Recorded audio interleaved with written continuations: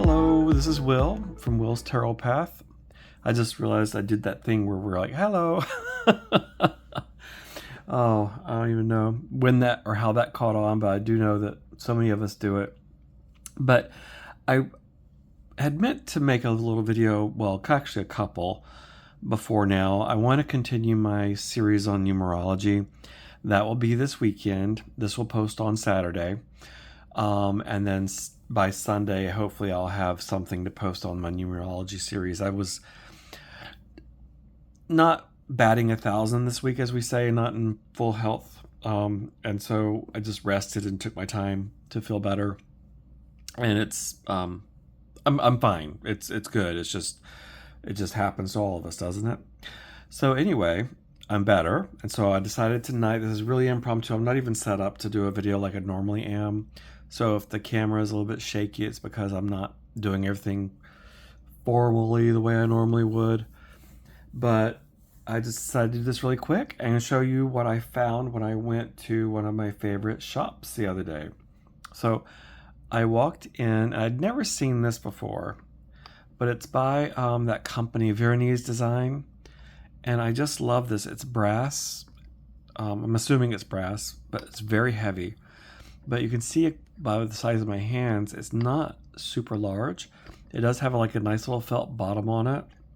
And then that on the bottom of this says Veronese, Verone SE design. Then they do all sorts of figurines and statuettes and statues and just tons of stuff. But I saw this little jar and I could not get it out of my head. And even the lid has that design on it.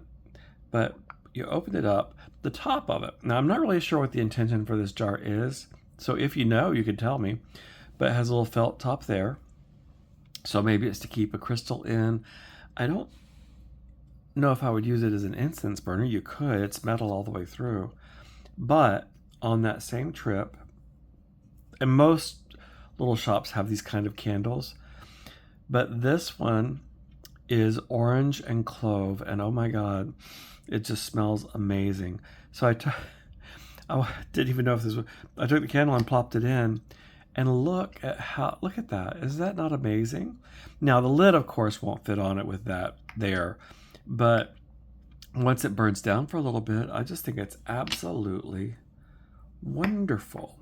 Just absolutely wonderful. Let me see. I did have, yep. Let's see if we can go with this. There we are. I love this lighter. My wife got me this for Christmas, and it's a USB charge. You click the button. I just burned myself. You click the button and it lights up.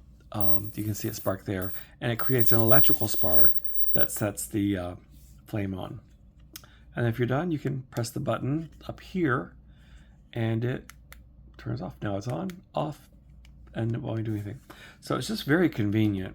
I use it for the fire pit outside, for candles, for incense, whatever I have going. I'll put this back here just a little bit so it doesn't mess the lighting up. Oh, that's just delicious the way that smells. All right, so now there is a deck that they had. And this is my shop that there's two shops in the Phoenix area, the greater Phoenix area where I live, that actually have samples out. So every deck they sell, they have a store copy of, which is absolutely brilliant. And I don't know, their volume must be such that it doesn't hurt them to open up a pack. And it really does sell, because I've actually seen a couple of deck samples that they've had that I was not even thinking about buying. I was like, well, I like it, but I don't know about the cards and this and that. But because it was open and I could hold them and feel them and see all the cards, it was a done deal. This being one. This one was not on my radar. I wasn't looking for it. I knew it existed. I think I saw it already. Maybe it was on the Hermit's Cave when he's doing the previews with Cheryl from Oneness Emporium. but it's the Florana Tarot. And when I saw it, I liked the colors, and I thought it was very clever. But I was just like, well, I just don't need, yada yada, another deck. But they had it, and they had their sample pack, and I was able to open it up and look through it. And I don't know, this is not my typical type of deck. And I've said that before for a couple of others. So for some reason, some decks attract us. And I know that most of us have a hard time saying why. For some of them, this is one I could not tell you other than the colors. And the thing I've been thinking about lately is the mood in the news, politically, what's on everybody's mind, the elephants in the room always, or we're thinking like, oh, what's the thing that's going to happen next that could be worse? And it seems to actually be happening every few months now. But I saw this and it just made me happy. So I thought that the colors and sort of the joy it gave me just from the colors made me very happy. This box is amazing. I don't know if this is what US Games is doing with all of their tuck boxes, but the board it's made out of is thick. It's not as thick as a 2-part box would be, but it is a lot thicker and sturdier than what I'm used to from a tuck box. I do not see this one falling apart anytime soon. I think you could use it over and over and over again for years and it would hold up. It has this back part that has an extra lip that folds down so that when you go to take the cards out, it has the cutout in the front and it has the fold down there so you can actually grab the cards and you're not clawing at the box to get to the cards. Just very well done. So maybe this is a sign of things to come from US Games as far as their tuck boxes go. So that not everything has to be like a deluxe pack to get a decent box. This is absolutely beautiful. So well done. Really like that. In fact, I wish I could buy some of those just plain because I would probably do that. The book, I did glance at it and it does have some good information, but it is a basic little white book from what I could tell.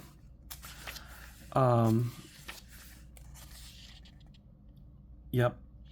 So it's very basic RWS information. And it is an RWS clone. It's not even trying to be anything else. But let's look at the cards. And that's why I thought this would be an easy walkthrough to get back into the habit of making a few videos. Let me move this back. That's giving me a shadow there. That's not quite what I intended to do. There we are. Oh, that's better. Better already. Okay. So, I don't have a lot to say about these cards other than they do remind me of the Herbal Tarot, and I did have that one for a while. And then I traded it because it didn't speak to me in the way that I think it's one that Martin from Martin's Musings talked about some. He really connected with it, but that's because in his practice he uses a lot of natural herbs and grows his own herbs and has his own herb garden. And that's probably, I think, why a lot of people would have it. And if I recall, the book did not have tons of information on the herbs that were pictured in it. But because I have not expanded what I do into the world of herbs on a regular basis, it did not do, I wasn't connecting with it. I thought the artwork was beautiful. I thought the colors were great. This reminds me of it. That's why I was happy to see this one. But this one is not connected to anything other than the flora. And I say flora, but not everything as you see is in flower form. This hermit is very interesting. He has more of a mushroomy feel to me. But then if you look at his cloak, and this is what we'll see in a lot of these cards, is that the colors and the textures and the folds follow sort of an organic pattern we might see in vegetation, flora, fauna, not fauna, but flora. Like, look at this Justice card. The layers and how they interfold. I would almost looks like layers of leaves, cabbage leaves or lettuce leaves. A lot of them have that sort of feel, or a bud that hasn't bloomed yet. A lot of that.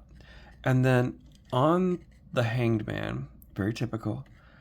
But I've noticed that, and this is not the only character this type of shoe is used on, it's almost like a sort of elf shoe, but it's not. It looks like an adult shoe. It doesn't look childish to me in a way. The Death card I found extremely interesting because even out of the death and decay, there's some growth here along out of the bones. But then these are lettuces or cabbages and being harvested. And I thought, well, that's an interesting way to do it. I wonder why they chose that. But then I thought about it. It's like, when we do harvest a vegetable, when we cut it from its life source, its root, it starts a dying process.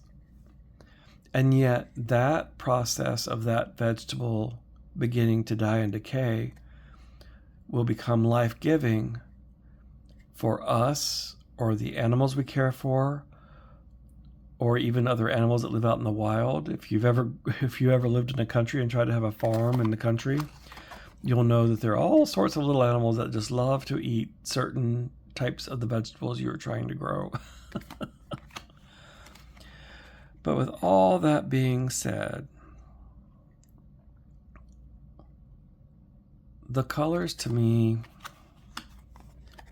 just made me happy because they're rich, they're vibrant, but it doesn't feel garish to me. It doesn't feel like that. And I have nothing against pop art, don't get me wrong. Nothing against it. I love it, in fact. But those decks that sometimes maybe like have a 70s theme or 60s theme, and it's just so bright.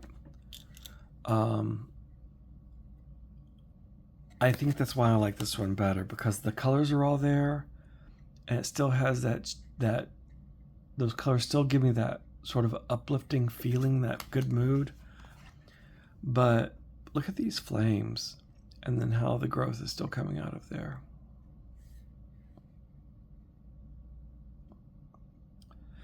And the crystal outcropping.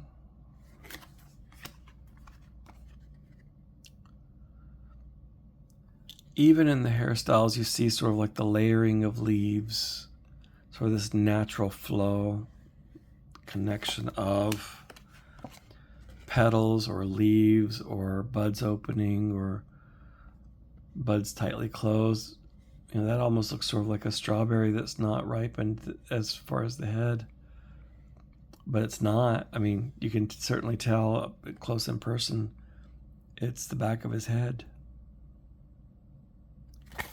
I just think it's so well done.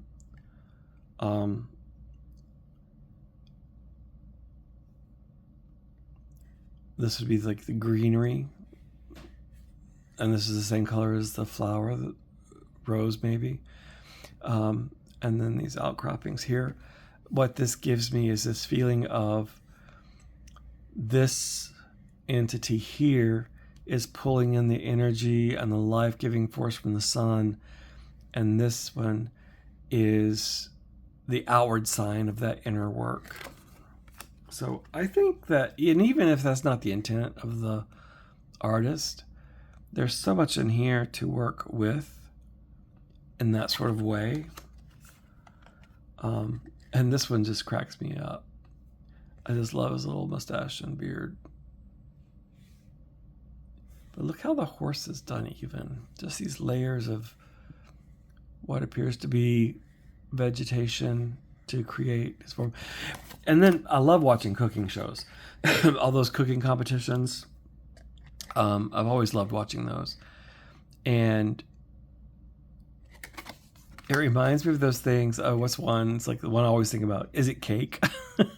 Where these people make cake or food to look like something real that it's not. It could be a tennis shoe, could be, an animal, whatever it is. It has to look real. And then they win based on, is it the most realistic one or not? But that's what some of these remind me of. It's like, well, is it a real person or is it vegetable? But look at how they used different layers and this growth outcropping from the body and the blooms and I just love it. And I think there's so much to read into it because of the way it is drawn and because it does deal with life on so many levels. Looking at the plants. And I'll say a little bit about the cardstock. If you're familiar with US Games cardstock while we're doing this, some people just don't worry about card. Excuse me. I've heard several people on different channels say that, if they like the artwork, that's good enough for them. They don't really care about the cardstock. Like, it doesn't matter if it's thick or thin or glossy or matte or whatever. But a lot of us do. So for those of us who do, this cardstock is not glossy, but it's not matte. But I had to look a little, see, I can get a glare, but it takes me a little bit to find it. It's not automatically popping up like it would if it were a glossy finish. So, I love this one. Where was it here? Like this feeling of, being the winner, maybe not be, which is which. What am I going to do? The winner, the treasures, the crystal outcropping, maybe this wealth of diamonds, the dragon. I just think they've done such a good job with this. And those are probably typical, but for some reason on this deck, it sticks out to me more. Oh, cardstock. So you're familiar with US Games cardstock. This is US Games. But this coating, it's almost, I don't want to say waxy or oily because that's going to, I don't want an oily deck. No, that's not it. But it's not, I don't know how to describe it. It's velvety almost. And if someone knows the answer to what type it is, it doesn't feel like other US Games. It does now. As far as the flexibility and the weight of it and the thickness of it, it does to me for the most part feel like other US Games cardstock. But something about the finish. This is fantastic. The fish here in his robe. These eyes on these characters too are another thing. We'll come across another set of eyes that really pop out to me. We'll take a closer look at it because there are some I love her. I love that she's this color and matches the earth or the sand around her. Fairly typical for a heart card, but because this one has a little bit more ornamentation going on, and because it has the folds and the vines, and it looks more like a shape of a radish to me. It's not quite as shocking. How beautiful is this? No, it's the knight or the gentleman there. We don't know if he's knight or duke or king, but resting or asleep. But it's almost like he's in the Cinderella spot where he's in this enchanted sleep in this forest and the vines have grown around him. I love it. I don't know why this one does not give me that there's just something about the characters that make them believable to me. I can't read a tarot deck if for some reason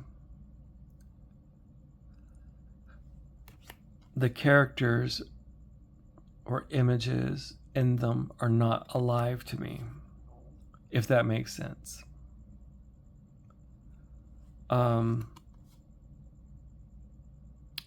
And there have been a few decks I've been interested in, but when I see the characters, it's as if I see they don't have life in them or something. Now, don't get me wrong, I know these cards aren't alive, but I think you understand what I might be getting at. Let's see if we can see his eyes a little better. I don't know if you can or not. I don't know if this is going to work here or if I need to get a different one for the camera. But if you can see, as small as they are, these eyes,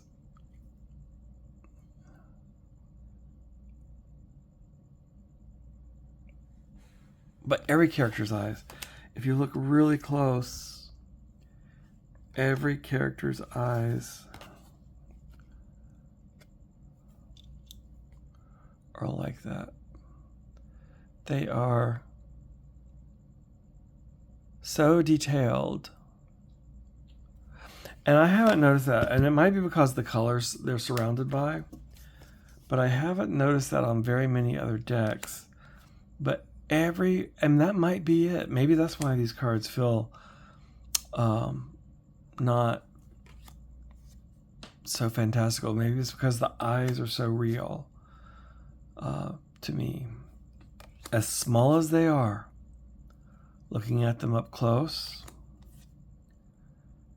there are a couple of them that are looking out at you, and you can really feel that stare. I just think this is beautiful.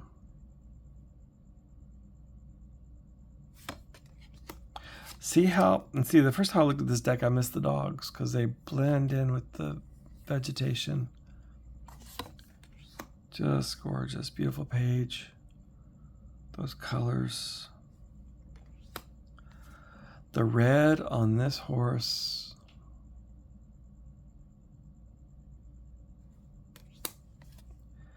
And then we have the queen and the king. I think I just needed color in my life. And I think, like I said, with everything crazy going on right now, that when I looked at this deck, it just really did it for me. I actually put it back on the shelf and then went back right before I walked out and said, nope, I'm taking it. So that is the Florana Tarot. And that was just a really brief overview about why it attracted me, why I think it's a beautiful deck. And don't expect everybody to think it is, because that's not how life works. Oh, the backs. I think the backs are really cool. And I don't know, I guess, oops. I mean, they appear reversible, but there's so much going on I wouldn't be able to tell. But I want to show you, they just, look at that. Is that not gorgeous? Let's keep going and going. But they just fan beautifully. And I haven't shuffled them yet, so I could do that. Let's see. Oh, just, it's like Bada. But let me move this. You know what? This might be a little bit thicker than a regular deck.